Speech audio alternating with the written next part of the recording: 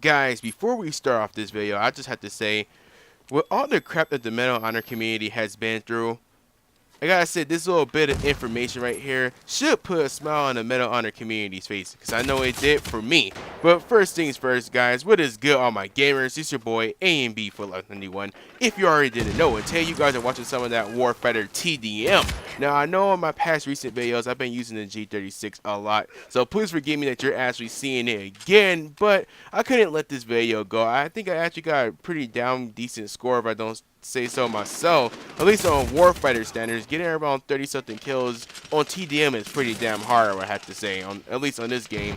It does require a lot more skills to stay alive, so I just could not let this game go. But don't worry guys, you will see variety of guns in later videos. But anyways, this is not about the gameplay. This is about the patch notes. Yes guys, we have finally received patch note and a release date when the patch will actually come out for all platforms. So without further ado, let's get right into it. Oh, and before I forget, if you want to see these patch notes yourself, link will be in the description so you can sit there, read it yourself, and analyze it. Don't do what you got to do. But anyways, as far as the release dates are concerned, guys, PC users everywhere will get it on December 17th. So the PC guys will get the patch first, which is a good thing because honestly they need the patch. The PC community is suffering big time, so I'm glad that they're getting it first. Now on December 18th, Xbox 360 users everywhere and North American PS3 users will receive it. On December 19th, the European PS3 users will receive it. So it's kind of sucks that the PS3 people are divided. But hey, maybe it gives them enough time to see what's wrong with the patch and they can make it a little bit better for the European users. So it's like you have to wait the longest, but at least we're all getting the patch. Now we'll start talking about all the little tweaks, fixes, and additional content, guys. First things first, we have listed is voice improvements, the voice over IP, pretty much the chat system, guys. Now this has been something that the community has been ragging about. They're like, oh my gosh, we need a better freaking voice system, and I will agree with them because it is inconvenient to have to use other type of means to communicate with your teammates. Hell, me and a friend of mine, each time we play this game, I always have to jump on Skype just to talk to him. So that's pretty inconvenient, especially if you're playing on consoles, so you have to go find a PC or a mobile device that has Skype. So I mean, yes, I'm glad that they're actually fixing it, and that's one of the big improvements right there. The next thing we have is front-end visual improvements in multiplayer. Now I'm not really sure about this. I'm not sure if they mean that the overall look of the multiplayer itself is going to look better, or if the menus and stuff are actually going to look better. So no, your guess is as good as mine as far as what that means, but I'm interested to see what it's all about. The other thing we have here is increased bullet damage in real ops. Now I believe real ops are where the hardcore game modes are at, if I'm not mistaken, so that's good for those players out there. Now the next thing we have is in-game party improvements. Now that's good right there because the party system is a little bit messed up. Sometimes it just works what it wants to, pretty much. If I'm going to be blunt about it, sometimes it works, sometimes it doesn't. So it pretty much just does its own thing, but I'm glad they are fixing that because that is a big thing with this game.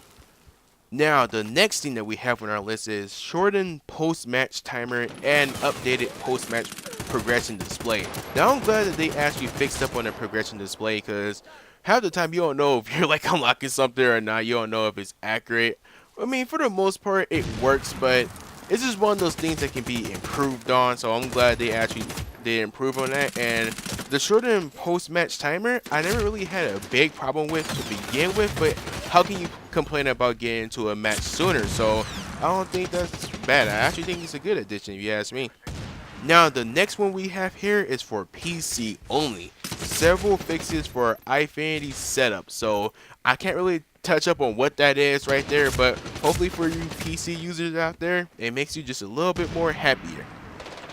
Now the next one here is for all platforms, so just want to make sure we were clear right there so you guys don't think everything's just for PC, but added server leaderboards post match. And the next one we have is added fire team leaderboards in battle log. Now this one I think is actually pretty cool. I mean, I don't use battle log too often, but Medal of Honor's battle log compared to Battlefields is a joke pretty much. There's really nothing going on there but forms. So I'm glad that at least they're trying to make Battle Log somewhat more accessible to Medal of Honor, so maybe the more community can get involved in Battle Log. Because hell, you have more comments and posts on Medal of Honor's Facebook page than you have on the actual Battle Log itself. So I think that's a little cool addition.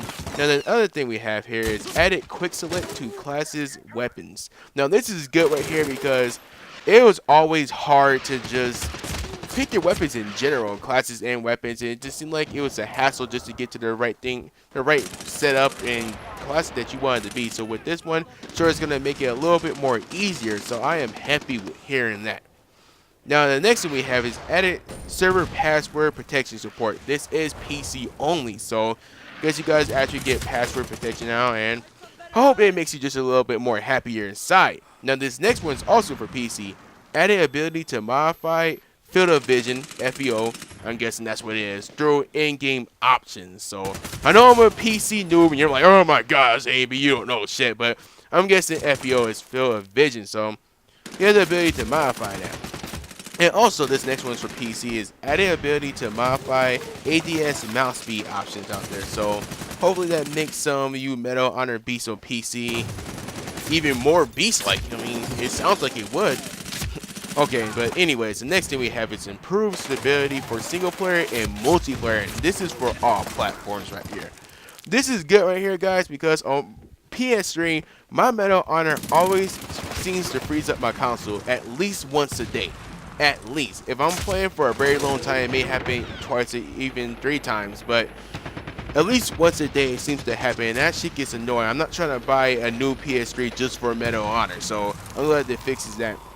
Now the next thing we have here, probably one of the most important ones, is numerous fixes and address known bugs and exploits. So this is good right here. I'm kind of disappointed that they didn't say what they actually fixed, but from what I have heard, it's all from the Battle Log community, what people have been pretty much complaining about. So hopefully everything that we know is fixed for the most part right here. And the last thing we have is additional content and changes in preparation for the 0330 map pack, guy, the DLC. So guys, I'm happy with this patch. Hopefully you guys are too. Comment below and let me know how you feel. And also, if you enjoyed this video, do leave a thumbs up. It always does help. And if you're a new viewer, do subscribe for some more Medal of Honor Warfighter.